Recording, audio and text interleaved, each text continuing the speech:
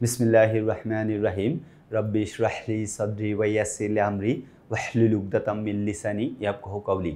প্রশিক্ষার্থী বন্ধুরা, আমি মোহাম্মদ মানিক রতন আবার হাজির হয়ে গেলাম ইজি ইংলিশ গ্রামার বই থেকে রাইট ফর্ম অফ ভার্ব সলিউশনের অর্থাৎ আমরা রুলসের প্রথম পর্বের আলোচনা নিয়ে, অর্থাৎ ইজি ইংলিশ গ্রামার বইয়ের যে রাইট ফর্ম অফ ভার্বসের আলোচনা, বেসিক রুলসগুলো দেওয়া আছে যে কীভাবে এগুলো আমরা অ্যাপ্লাই করব, কত সহজভাবে এগুলো আমরা অ্যাপ্লাই করতে পারি, এই সম্পর্কে আমরা আলোচনা নিয়ে আসবো। সো কলিজার ভাই বোন, আমরা খুব মনোযোগ দিয়ে ক্লাসটা করব। আমরা যদি রাইট ফর্ম অফ ভার্বসটাকে অর্থাৎ মানে 10 out of 10, if we get 10 out of 10, আমাদেরকে অবশ্যই মনোযোগ দিয়ে ক্লাসটা করতে হবে। কারণ এখন যে বেসিক আলোচনা করা হবে, এই বেসিক আলোচনার উপর ভিত্তি করেই কিন্তু নেক্সট স্টেপের যে আলোচনাগুলো অর্থাৎ প্র্যাকটিসের ক্লাসগুলো, সেগুলো আমাদের কাছে সহজ হয়ে যাবে। ওকে, সো শুরুতে আমি একটা কথা বলতে চাই, যে সমস্ত কলেজার ভাই বোনের টার্গেট 100 আউট অফ 100, যে সমস্ত কলেজার ভাই বোনের টার্গেট A+, নিশ্চিতভাবেই আপনারা আমাদের লেখা ইজি ইংলিশ গ্রামার বইটা সংগ্রহ করতে পারেন। কারণ বাংলাদেশে এই প্রথম আমরা সম্পূর্ণ ডিজিটালাইজড বই নিয়ে আসছি, যেখানে আপনি বইয়ের সাথে শিক্ষক ফ্রি পেয়ে যাবেন। অর্থাৎ আপনি আমাদের লেখা ইজি ইংলিশ গ্রামার বইটা পড়ার সময় যদি কখনো কোনো গ্রামার রুলসে প্রবলেম ফেস করেন, বুঝতে প্রবলেম হয়, তাহলে পাশের দেওয়া আমাদের যে কিউআর কোড থাকবে, এটা স্ক্যান করলেই সঙ্গে সঙ্গে আপনি আমাকে পেয়ে যাবেন এবং আপনার যে সমস্যা, সে সমস্যা অনুযায়ী সমাধান পেয়ে যাবেন। সো কলিজার ভাই বোন, আর দেরি কেন, এখনই আমাদের লেখা ইজি ইংলিশ গ্রামার বইটা সংগ্রহ করুন যদি ইংলিশ সেকেন্ড পেপারে আপনি 100 আউট অফ 100 পেতে চান।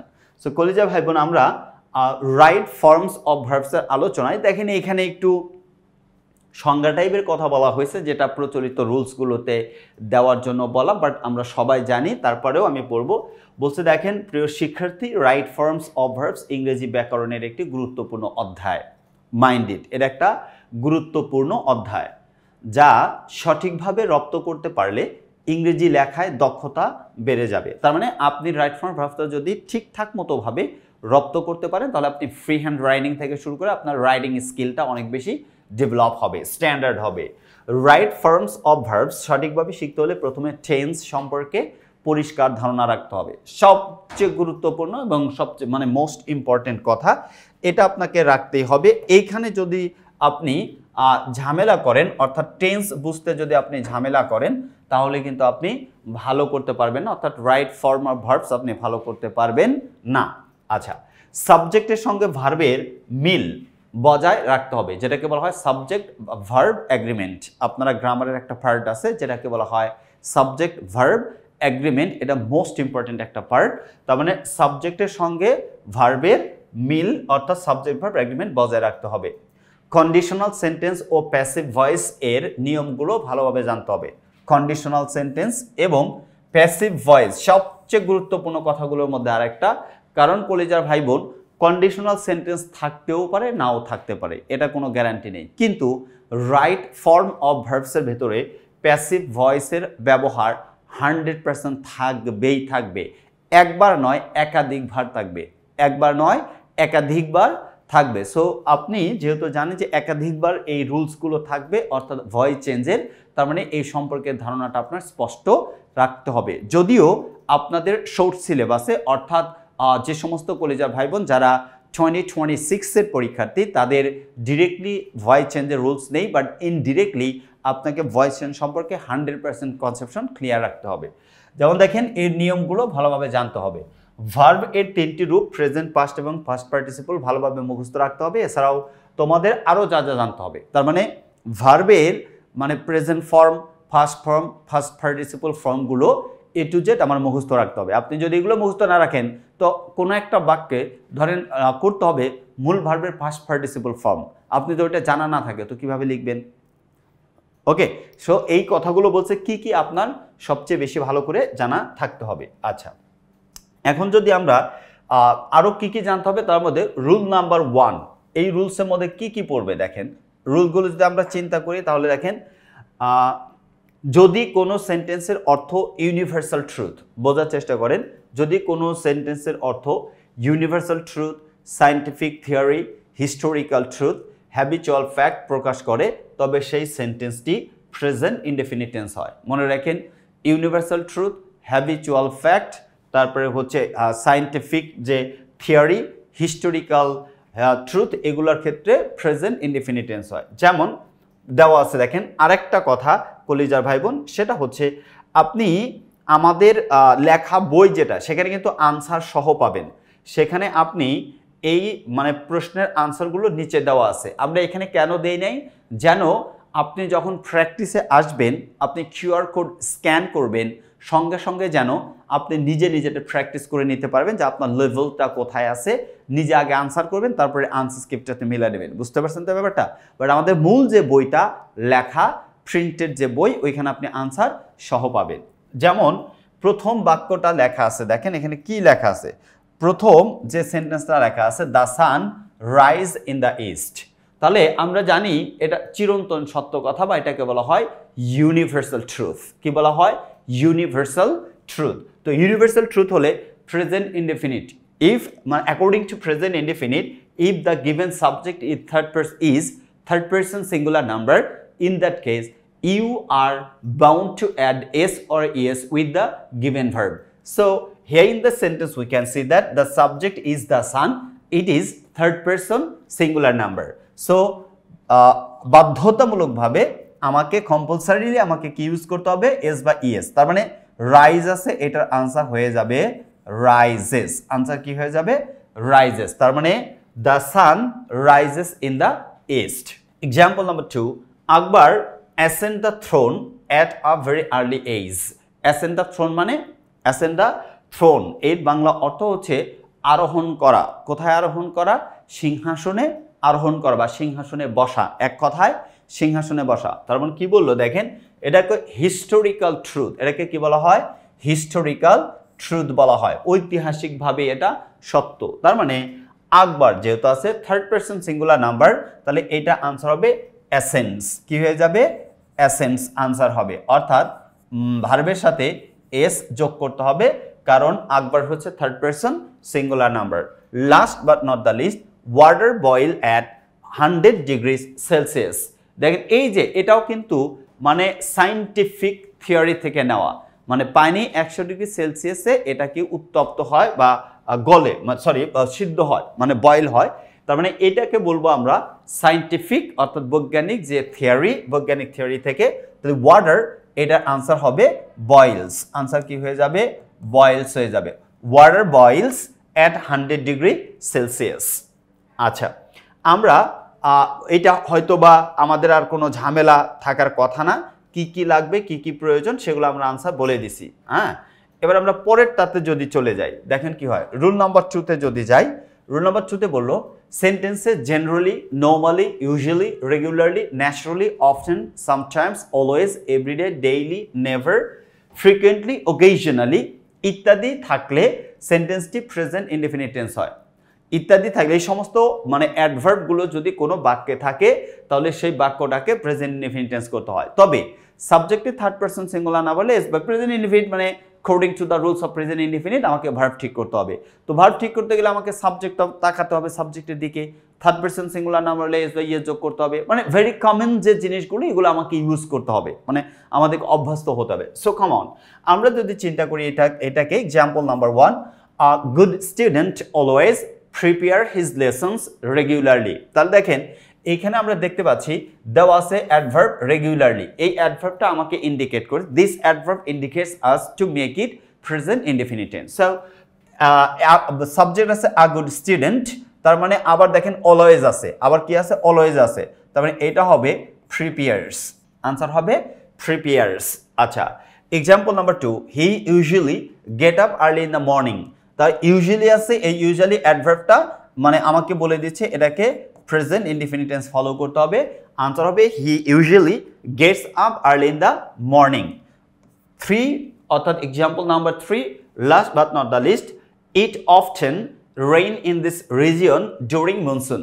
ওকে, it often from the very first on, you guys when you will listen to me, the word in which way I'm pronouncing, I mean often, you'll be surprised or you have included a wrong idea that I am mispronounced the word.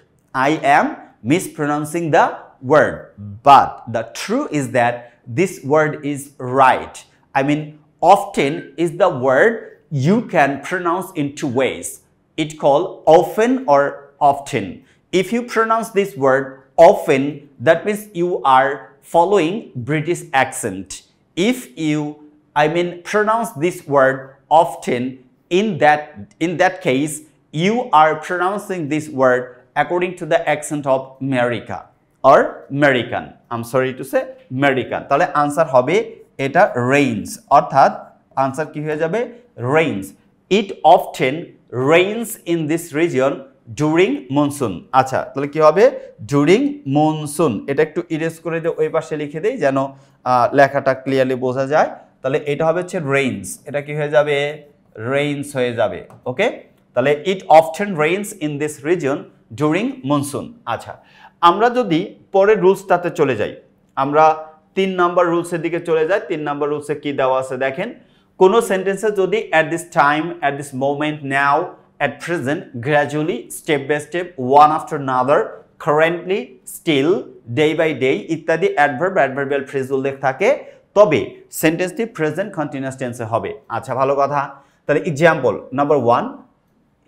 Number 1 যদি আমরা এটা solution করতে যাই তাহলে কি হয়ে যাচ্ছে দেখেন, বলল they move forward step by step। তাহলে স্টেপ বাই স্টেপ আছে, এটা ইন্ডিকেট করতেছে যে আর দে আছে, এজন্য আর হবে। তাহলে মুভ থেকে হয়ে যাবে মুভিং, মুভ থেকে কি হয়ে যাবে মুভিং হয়ে যাবে। they are moving forward step by step। Example number 2, the baby is gradually, তাহলে অক্সিলারি ভার্ব তো দেওয়াই আছে, আবার গ্র্যাজুয়ালি দেওয়া আছে ক্রমান্বয়ে, তার মানে ভার্বের সাথে আইএনজি যোগ করতে হবে, এটা হবে লার্নিং, এটা কি হয়ে যাবে লার্নিং হয়ে যাবে। তবে একটা কথা এইখানে দেখেন, এই যে অক্সিলারি ভার্বটা, এই অক্সিলারি ভার্ব দেওয়া থাকবে না। আমাদের যে বইটা আছে এই বইয়ে আপনি এই অক্সিলারি ভার্বটা পাবেন না, কারণ প্রেজেন্ট ইনডিফিনিট টেন্সে অক্সিলারি ভার্ব এভাবে দেওয়া থাকবে না, বাট আপনাকে বুঝে নিতে হবে। ওকে, আচ্ছা, example number 3, we have dinner at this time। তার মানে we have dinner at this time। এই যে at this time আছে, আমরা ডিনার করতেছি, at this moment আছে, প্রেজেন্ট কন্টিনিউয়াস টেন্স করতে হবে।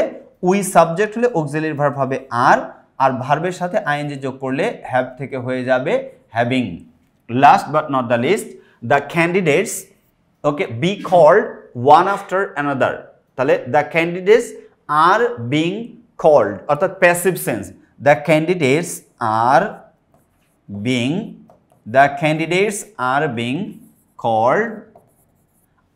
called one after another। আচ্ছা, are being called দেওয়াই আছে, তার মানে এইখানে আমাকে মনে রাখেন, আমরা তো এভাবে দিছি, পরীক্ষার হলে বি দেওয়া থাকবে না, লেখা থাকবে the candidates called one after another। কি লেখা থাকবে the candidates, এখানে ব্র্যাকেটে দেওয়া থাকবে call one after another, এই বি লেখা থাকবে না, আপনাকে বুঝে নিতে হবে, বাক্য দেখে মিনিং ক্যারি করে বুঝতে হবে যে এটাকে প্রেজেন্ট কন্টিনিউয়াস করতে হবে, কারণ one after another আছে। তাহলে প্রেজেন্ট কন্টিনিউয়াস টেন্স অনুযায়ী ক্যান্ডিডেটকে ডাকা হচ্ছে, তো এটাতে একা একা না, প্যাসিভ, ওই যে বলছে প্যাসিভ জানা থাকতে হবে, কারা ডাকতেছে, কে ডাকতেছে, কর্তৃপক্ষ এখানে আছে না, তার মানে প্যাসিভ সেন্স। তো যদি প্যাসিভ সেন্স হয় প্রেজেন্ট কন্টিনিউয়াস টেন্স হবে আর বিং কল্ড, ব্র্যাকেটে কল দেওয়া থাকবে, আমাদের মূল বইয়ে লেখা আছে এটা, the candidates call one after another. Hope so কলেজের ভাই বোন এটা আপনাদের ক্লিয়ার হয়ে গেছে। আচ্ছা, রুল নাম্বার 4, কোনো সেন্টেন্সে যদি next day, next week, next month, next year ইত্যাদি নেক্সট যুক্ত সময় নির্দেশক শব্দ থাকে, তবে সেন্টেন্সটি ফিউচার ইনডিফিনিট টেন্স বা প্রেজেন্ট কন্টিনিউয়াস টেন্স হয়। এটাকে প্রেজেন্ট কন্টিনিউয়াস টেন্সও করা যায়, ফিউচার ইনডিফিনিট টেন্সও করা যায়, এগুলোকে বলা হয় নিয়ার ফিউচার। কি বলা হয় নিয়ার ফিউচার। মনে রাখেন কলেজের ভাই বোন, নিকট ভবিষ্যতের বাক্যগুলোকে প্রেজেন্ট কন্টিনিউয়াস টেন্স দিয়ে লেখা যায়। যেমন এইখানে বলছে দেখেন, we host a party next Friday. তাহলে আমরা যদি ফিউচার টেন্সে লিখি তাহলে আনসার হয়ে যাবে উইল হোস্ট। তাহলে কি হয়ে যাবে উইল হোস্ট। অথবা যদি প্রেজেন্ট কন্টিনিউয়াস করি অর্থাৎ নিয়ার ফিউচার, তাহলে হবে আর হোস্টিং। কি হয়ে যাবে আর হোস্টিং। আচ্ছা, my grandparents visit us next summer. My grandparents এটা দেওয়া আছে subject, visit us next summer. Next summer দেওয়া আছে যেহেতু, তার মানে আনসার হবে উইল ভিজিট। উইল ভিজিট এটা একটা আনসার। অথবা যদি নিয়ার ফিউচার ধরে প্রেজেন্ট কন্টিনিউয়াস টেন্স করি তাহলে মাই গ্র্যান্ডপ্যারেন্টস যেহেতু আছে তার মানে আর ভিজিটিং, কি হবে আর ভিজিটিং। আপনি দুইভাবে যে কোনোভাবে লিখলেই আনসার হয়ে যাবে আর ভিজিটিং। ওকে, তাহলে মাই গ্র্যান্ডপ্যারেন্টস আর ভিজিটিং আজ নেক্সট সামার। আচ্ছা, আমরা যদি পরের রুলসটা দেখি কলেজের ভাই বোন, আমরা যদি পরের রুলসটা দেখি তাহলে কি হয়ে যায়। 4 নাম্বার চলে গেল। 5 নাম্বারের রুলসে কি দেওয়া আছে দেখেন, কোন সেন্টেন্সে যদি just now, already, recently, lately, yet, ever, so far ইত্যাদি থাকে তবে সেন্টেন্সটি প্রেজেন্ট পারফেক্ট টেন্স হয়। অর্থাৎ প্রেজেন্ট পারফেক্ট টেন্স এগুলা দেখে বুঝতে পারবো। যেমন haven't you do the work yet, এই যে কলেজা ভাই বোন দেখেন ইয়েট লেখা আছে, এই ইয়েট ওয়ার্ডটা আমাকে নির্দেশ করছে যে এই সেন্টেন্সটাকে প্রেজেন্ট পারফেক্ট টেন্স করতে হবে। তো প্রেজেন্ট পারফেক্ট টেন্সের স্ট্রাকচারে দেখেন এখানে হ্যাভেন্ট দেওয়াই আছে, ইন্টারোগেটিভ বাক্য যেহেতু তার মানে মূল ভার্বের ফার্স্ট পার্টিসিপল ফর্ম করতে হবে। এটা আনসার হবে ডান। আনসার কি হবে ডান। অর্থাৎ haven't you done the work yet. Second one example, I see him recently. দেখেন এই যে রিসেন্টলি শব্দটা, এই রিসেন্টলি অ্যাডভার্বটা বলে দিচ্ছে যে এটা প্রেজেন্ট পারফেক্ট টেন্স। তাহলে ভালো কথা, আই সি হিম বলছে I see him recently, I আছে অক্সিলারি ভার্ব বলবে হ্যাভ, আই এর সাথে হ্যাভ হয়। ওকে, ভালো কথা, আই হ্যাভ। এবার মূল ভার্বের ফার্স্ট পার্টিসিপল ফর্ম সি থেকে হয়ে যাবে সিন। তাহলে I've seen him recently, I've seen him recently. আচ্ছা, রুল নাম্বার 6, সিন্স বা ফর এর পর সময় উল্লেখ থাকলে সেন্টেন্সটি প্রেজেন্ট পারফেক্ট কন্টিনিউয়াস টেন্স হয়। তাহলে মনে রাখেন, সিন্স বা ফর এর পর টাইম যদি উল্লেখ থাকে তাহলে সেটাকে প্রেজেন্ট পারফেক্ট কন্টিনিউয়াস টেন্স করতে হয়। যেমন Samir do the work since morning. দেখেন তো সিন্স লেখা আছে, এরপর কি লেখা আছে মর্নিং। তাহলে এই যে মর্নিং শব্দটা, এই মর্নিং শব্দটা একটা সময় বোঝানো হয়েছে কার পরে, সিন্সের পর। তার মানে এটাকে প্রেজেন্ট পারফেক্ট কন্টিনিউয়াস টেন্স করতে হবে। তো প্রেজেন্ট পারফেক্ট কন্টিনিউয়াস টেন্সের স্ট্রাকচারটা কি করে যাবে বোন, প্রথমে সাবজেক্ট বসে। দেখেন সামির এখানে সাবজেক্ট দেওয়া আছে, ভালো কথা। এরপরে আমাদের অক্সিলারি ভার্ব হ্যাভ বিন অথবা হ্যাজ বিন। তো সামির যেহেতু থার্ড পারসন সিঙ্গুলার নাম্বার তাহলে হয়ে যাবে হ্যাজ বিন। কি হবে, হ্যাজ বিন, এখানে হ্যাভ বিন হবে না। তাহলে সামির হ্যাজ বিন, এরপরে মূল ভার্বের সাথে আইএনজি যোগ করতে হয়। তার মানে মূল ভার্বের প্রেজেন্ট ফর্মের সাথে আইএনজি যোগ করতে হবে, তাহলে হয়ে যাবে ডুইং। অর্থাৎ Samir has been doing the work since morning. Second one, the boys read this school for 5 years. The boys read this school for 5 years. তার মানে এই যে এখানে ফর দেওয়া আছে, ফরের পরে কি দেওয়া আছে, ফর 5 years। 5 years হচ্ছে একটা সময়। the boys আছে, তাহলে এটার আনসার হবে হ্যাভ বিন। অক্সিলারি ভার্ব হবে হ্যাভ বিন, এরপরে ভার্বের সাথে কি যোগ করতে হবে, আইএনজি। তাহলে রিডের সাথে আইএনজি যোগ করলে হয়ে যায় হচ্ছে রিডিং, হয়ে যায় কি রিডিং। তার মানে আনসারটা হবে হচ্ছে, আনসারটা হবে রিডিং। সরি টু সে, আবার লিখে দিচ্ছে দেখেন, ইরেজ হয়ে যায়। এটা হবে হচ্ছে হ্যাজ বিন ডুইং প্রথমটা, আর দ্বিতীয়টা হবে হচ্ছে have been reading, have been reading. এই হচ্ছে আনসার। আচ্ছা, আমরা পরেরটা চিন্তা করব, পরেরটাতে যাব, ঠিক আছে। রুলস, আচ্ছা রুল নাম্বার 7, যদি বাক্যে yesterday, once upon a time, the previous day, once ago, long ago, last, the other day বলছে ইত্যাদি অতীত নির্দেশক কোন শব্দ, উইশ বা ফ্যান্সি ইত্যাদি অতীতকালীন ভাব বা কাল্পনিক অভিব্যক্তি উল্লেখ থাকে তবে বাক্যটি সাধারণত ফার্স্ট ইনডিফিনিট টেন্সে হয়। যেমন দেখেন, বোঝার চেষ্টা করেন, I watch a movie yesterday. তাহলে বাক্যের মধ্যে দেখেন ইয়েস্টারডে আছে, এইটা দেখেই বুঝে নিচ্ছি যে আমাদেরকে কি করতে হবে, ফার্স্ট ইনডিফিনিট করতে হবে। যদি তাই করি, ওয়াচ এটা হয়ে যাবে watched. I watched a movie yesterday. Example number 2, people live in caves long ago. লোকজন অনেক আগে গুহায় বাস করত। লং অ্যাগো দেওয়া আছে। ওকে, তা লিভ আছে, এর V2 হচ্ছে লিভড বা first form. Okay, number 3, I wish I know the answer. তাহলে উইশ অথবা ফ্যান্সি থাকলে পরের ভার্বকে পাস্ট করতে হয়। তার মানে এটা হয়ে যাবে নো থেকে নিউ, নো থেকে কি হয়ে যাবে, নিউ হয়ে যাবে। অর্থাৎ I wish I knew the answer. So কলিজার ভাই বোন, আমরা যদি রুল নাম্বার 8-এ যাই তাহলে এখানে লেখা আছে কোনো সেন্টেন্সে যদি by this week, by this month, by this year, by 2025 মানে কোনো ইয়ার থাকে ইত্যাদি বাই প্লাস টাইম নির্দেশ বা শব্দ উল্লেখ থাকে তবে সেন্টেন্সটি ফিউচার পারফেক্ট টেন্সে হয়। তার মানে by this week, by this month, by this year মানে এই সমস্ত যদি ফ্রেজ থাকে তাহলে ফিউচার পারফেক্ট টেন্স হয়। যেমন এক্সাম্পলগুলো আমরা প্র্যাকটিস করলেই ইনশাল্লাহ এটা আয়ত্তে চলে আসবে। He submit the report by tomorrow. দেখেন এই যে বাই দেওয়া আছে যেহেতু সময় উল্লেখ করা আছে তাহলে আনসার হবে ফিউচার পারফেক্ট টেন্সের স্ট্রাকচার হচ্ছে প্রথমে সাবজেক্ট লাগবে, এখানে সাবজেক্ট হি দেওয়া আছে, তারপরে অক্সিলিয়ারি ভার্ব হচ্ছে উইল হ্যাভ, শ্যাল হ্যাভ অথবা উইল হ্যাভ। তবে আধুনিক ইংলিশে শ্যাল হ্যাভের ব্যবহার একেবারেই নাই, তাহলে হি উইল হ্যাভ সাবমিটেড অর্থাৎ এরপরে হচ্ছে V3 মূল ভার্বের ফার্স্ট পার্টিসিপল ফর্ম ব্যবহার করতে হয়। ওকে, তার মানে এটা হবে submitted. He will have submitted the report by tomorrow. Example number 2, we eat dinner by 8 PM। দেখেন বাই দিয়ে সময় দেওয়া আছে, তাহলে উই উইল হ্যাভ, কেউ যদি এখানে শ্যাল হ্যাভ লেখেন তাতেও কোনো প্রবলেম নাই। উই উইল হ্যাভ ইট থেকে এটার ভিতরে হবে eaten, we will have eaten dinner by 8 PM। Example number 3, the construction finish by the end of this ইয়ার।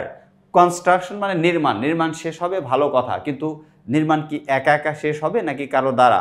তার মানে প্যাসিভ সেন্স, এটা প্যাসিভ করতে হবে। The construction will have been, the construction will have been finished by the end of this year. The construction will have been finished by the end of this year. Example number 4, she complete her course by this week. She complete her course by this week. তার মানে will have, she will have completed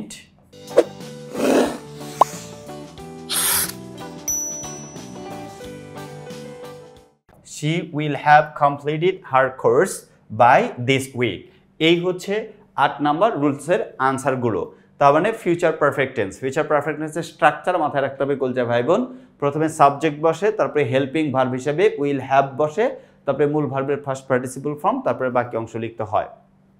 okay, R 3 number এক্সাম্পলে অতিরিক্ত বিন যোগ করতে হয়েছে কারণ এটা passive form আছে, আর passive ফর্মে গেলে পাস্ট পারফেক্টের ক্ষেত্রে ফিউচার পারফেক্টের ক্ষেত্রে বিন যোগ করতে হয়। আচ্ছা, আমরা যদি পরের রুলসটাতে চলে যাই, অর্থাৎ রুল নাম্বার 8-এ চলে যাই, কি হয়ে যায়? জিরো কন্ডিশন অর্থাৎ কন্ডিশনাল সেন্টেন্সের রুলস চলে আসে। কন্ডিশনাল সেন্টেন্সেস, ভালো কথা। কন্ডিশনাল সেন্টেন্সে প্রথমে বলছে জিরো কন্ডিশন, প্রথমে কি বলছে? জিরো কন্ডিশন বলছে। জিরো কন্ডিশনাল চিরন্তন সত্য বা বৈজ্ঞানিক তত্ত্ব বোঝালে ইফযুক্ত সেন্টেন্সের প্রথম বাক্য প্রেজেন্ট ইনডেফিনিট হলে দ্বিতীয় বাক্য প্রেজেন্ট ইনডেফিনিট টেন্স হয়। এটাকে বলা হয় জিরো কন্ডিশনাল, অর্থাৎ if plus present indefinite plus present indefinite, অর্থাৎ ইফের পরে প্রথম বাক্য প্রেজেন্ট ইনডেফিনিট, এরপরে একটা কমা দেওয়া থাকবে, প্লাস প্রেজেন্ট ইনডেফিনিট। ভালো কথা। Example, if we hit the iron. এই যে দেখেন, if we hit the iron it turns red. তার মানে এটা কিন্তু মানে বৈজ্ঞানিক তত্ত্ব, ইট টার্নস রেড, অর্থাৎ এটা হচ্ছে সায়েন্টিফিক থিওরিতে পাওয়া যায়। If ice melts it becomes water, মানে বরফ গলে পানি হয়, তার মানে ইট বিকামস, এটাকে প্রথমটা প্রেজেন্ট ইনডেফিনিট আছে, পরেরটাও প্রেজেন্ট ইনডেফিনিট, এই জন্য এটাকে বলা হয় জিরো কন্ডিশন। কি বলা হয়? Zero condition. আচ্ছা, এরপরে আসেন ফার্স্ট কন্ডিশন। ইফযুক্ত সেন্টেন্সের প্রথম বাক্য প্রেজেন্ট ইনডেফিনিট টেন্স হলে দ্বিতীয় বাক্য ফিউচার ইনডেফিনিট টেন্স হয়, অর্থাৎ if plus present indefinite plus comma plus future indefinite.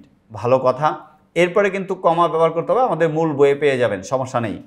Example, if she comes, যদি সে আসে, I will sing a song, আমি একটা গান গাইব। তাহলে I will sing a song, এটা ফিউচার দেওয়া আছে, তাহলে প্রথমটা ইফযুক্ত বাক্য প্রেজেন্ট ইনডেফিনিট টেন্সে লিখতে হবে, অর্থাৎ কামস হয়ে যাবে। কি হয়ে যাবে? কামস হয়ে যাবে। আবার 2 নম্বর example, if I get a job, আমি যদি চাকরি পাই, I buy a new car, তার মানে পরের বাক্য ফিউচার হবে, তাহলে কি হবে?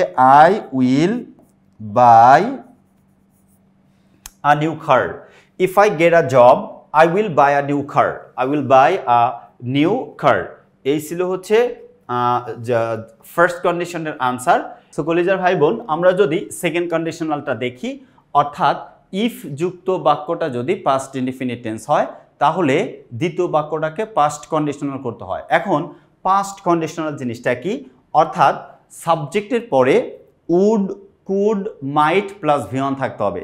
অনেক প্রদত্ত সেকেন্ড বাক্যের প্রদত্ত সাবজেক্ট, এরপরে উড অথবা কুড অথবা মাইটের পরে ভিওন থাকতে হবে। যেমন দেখেন, if plus past indefinite plus subject plus would plus could plus might plus V one plus extension.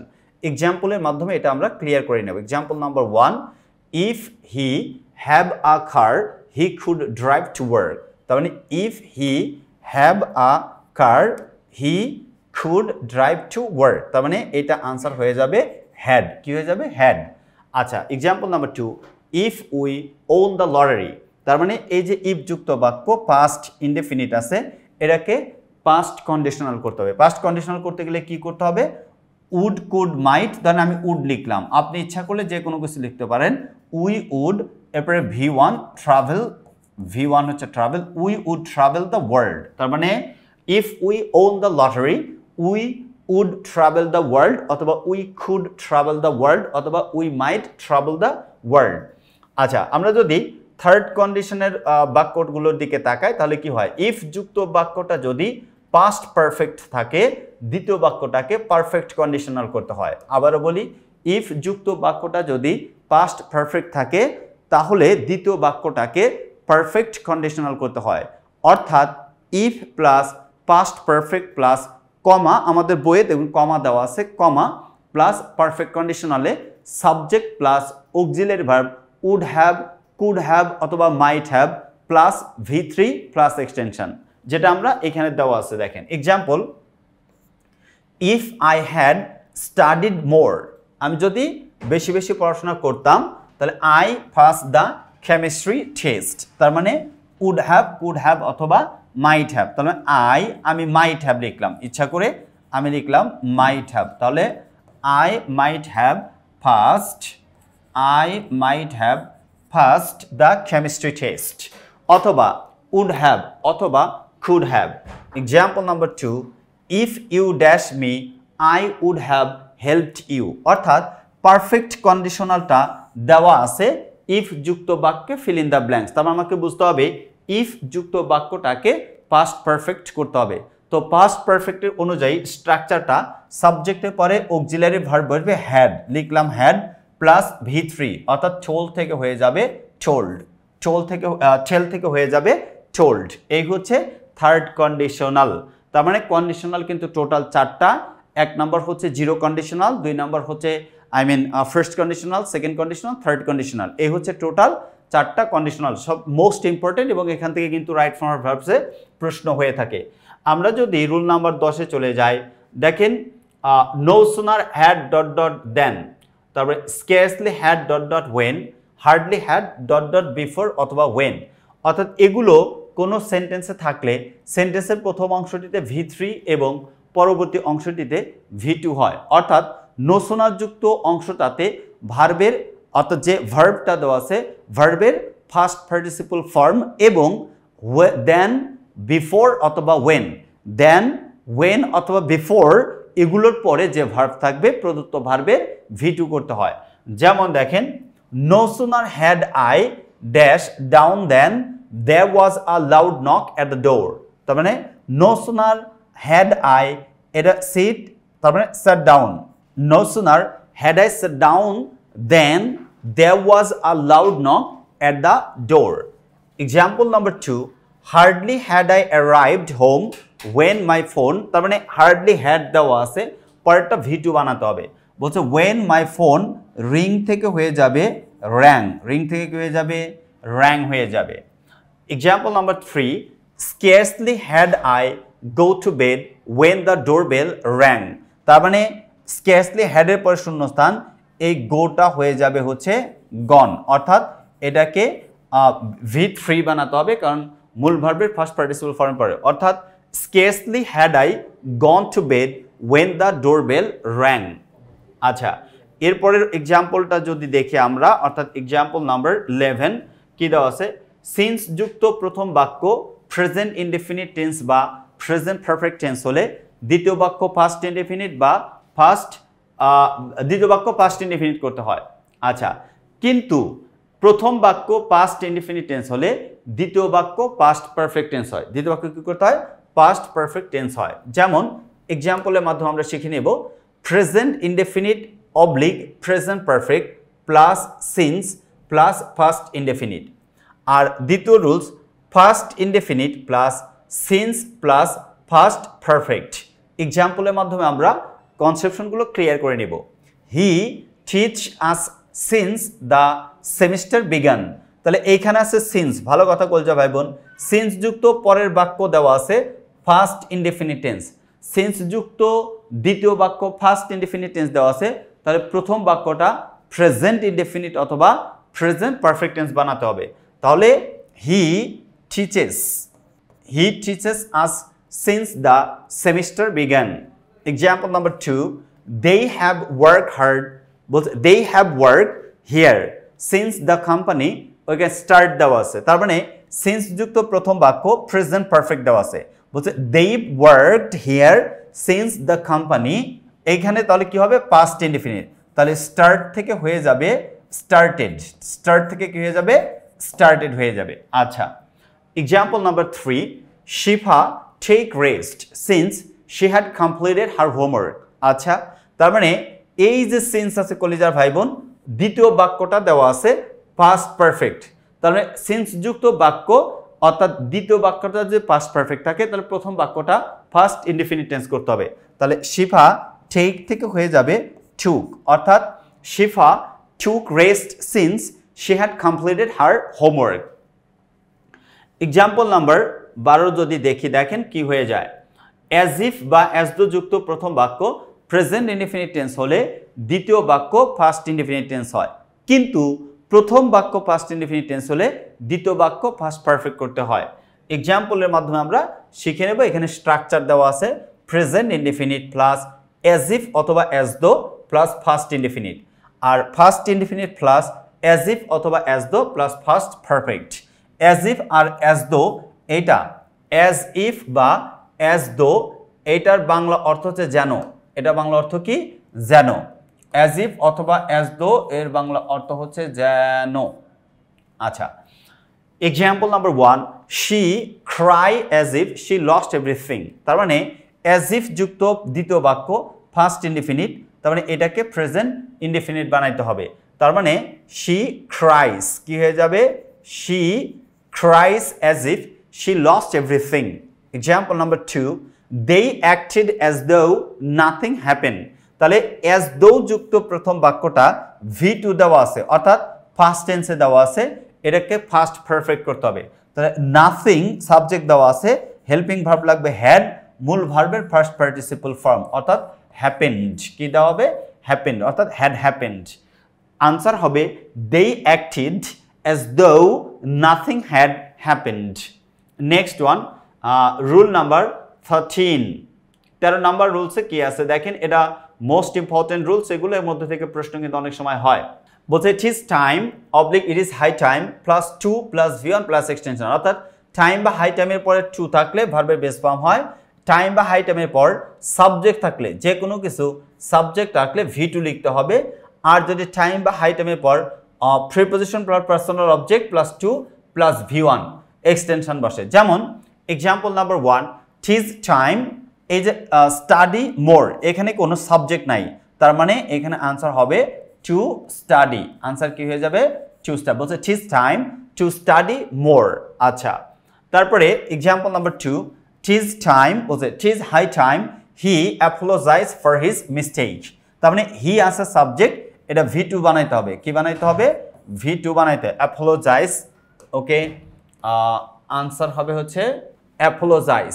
তো অ্যাপোলোজাইজ যদি আনসার হয় অ্যাপোলোজাইজড, তাহলে টিজ time or tease high time he apologised for his mistake. Example number 3, tease high time for him take medicine. তার মানে preposition for এর পরে personal object আছে, infinitive to দিয়ে বাক্য শেষ করতে হবে। ইট is high time for him to take medicine. It is high time for him to take medicine. Okay, answer হচ্ছে ইট is high time for him to take medicine. আচ্ছা, example number 14 এনে বলছে প্রশ্নে ব্র্যাকেটের মধ্যে বি থাকলে মানে টু বি ভার্ব বি থাকলে এই বি এর পরিবর্তে টেন্স অনুযায়ী am, is, are, was, were, be, being, been ইত্যাদি ব্যবহার করতে হয়। এক্সাম্পল নাম্বার 1 দেওয়া আছে the rich dash not always happy. The rich বলতে পৃথিবীর যত ধনী আছে সবাইকে বোঝানো হয়েছে। এখানে রিচ হচ্ছে plural common noun. As here in the sentence reach, the word reach is used plural common noun, so verb will be plural, and this is the universal truth. Okay, this sentence follows the universal truth, so we have to follow present indefinite tense, and here in the sentence verb will be are. The rich are not always happy. Example number 2, her ideas be ahead of her time. Her ideas be ahead of her time, তার মানে এটা হয়ে যাবে was. Her ideas was ahead of her time. আচ্ছা, example number 3 they've been to the Himalayas twice. তার মানে এখানে present perfect tense আছে বি ভার্ব, তাহলে এটা হয়ে যাবে been. they've been to the Himalayas twice. দুবার করে তারা হিমালয়ে গিয়েছে। ওকে, আচ্ছা, এইবার আসেন 15 নাম্বার রুল নাম্বার 15 যেটা দেওয়া আছে দেখি আমরা। রুল নাম্বার 15-এ সাধারণত কোনো সেন্টেন্সে প্রিপোজিশনের পর যে ভার্ব থাকে সে ভার্বের সাথে আইএনজি যুক্ত হয়, এটা ইন জেনারেল রুলস। এরপরে ব্যতিক্রম এক্সেপশনাল, কেবলমাত্র টু এর পরে ভার্বের প্রেজেন্ট ফর্ম বসে। টু যদি, এটা কেন বসে এটা বুঝতে হবে। টু যদি ইনফিনিটিভ হিসেবে ব্যবহৃত হয়, কিন্তু যে কোনো প্রিপোজিশন হিসেবে ব্যবহৃত হলে তখন আইএনজি যোগ করতে হয়।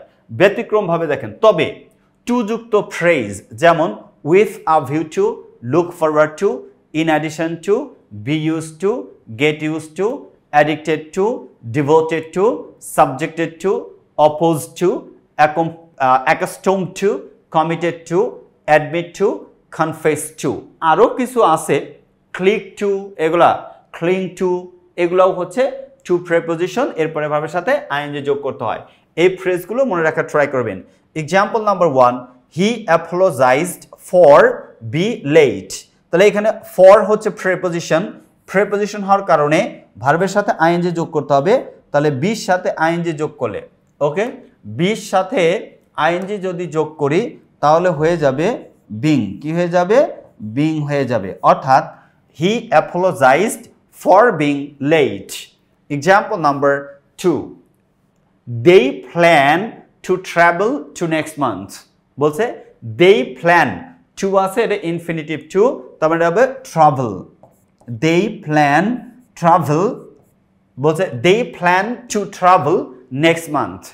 আচ্ছা, last but not the least 3 number she is accustomed to, এখানে টু আছে, দেখেন সেকেন্ড বাক্যেও টু আছে, থার্ড বাক্যেও টু আছে।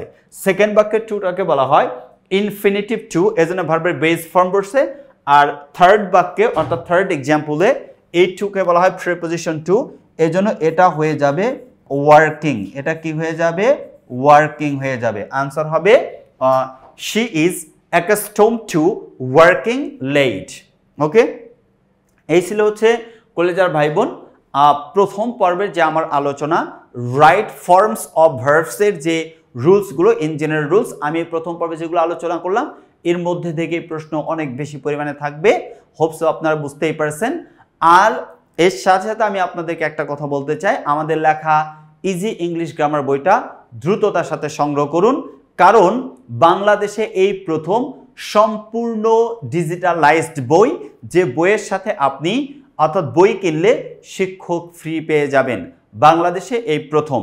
অর্থাৎ আপনি আমাদের লেখা ইজি ইংলিশ গ্রামার বই থেকে ধরেন রাইট ফর্ম ভার্বসের আপনি রুল নাম্বার 15 পড়তে গিয়া এই ইনফিনিটিভ টু এবং প্রিপোজিশন টু কোথায় আইএনজি হবে কোথায় হবে না এটা আপনি বুঝতে পারছেন না, সঙ্গে সঙ্গে পাশে দেওয়া যে কিউআর কোড আছে, don't forget to scan the QR code to get me, and instantly I will be there and you'll get the answer according to your need, inshallah. So don't forget to collect our book Easy English Grammar if you wanna get, or if you have target to get 100 out of 100, or if you have target GPA 5, definitely you need to collect our book Easy English Grammar.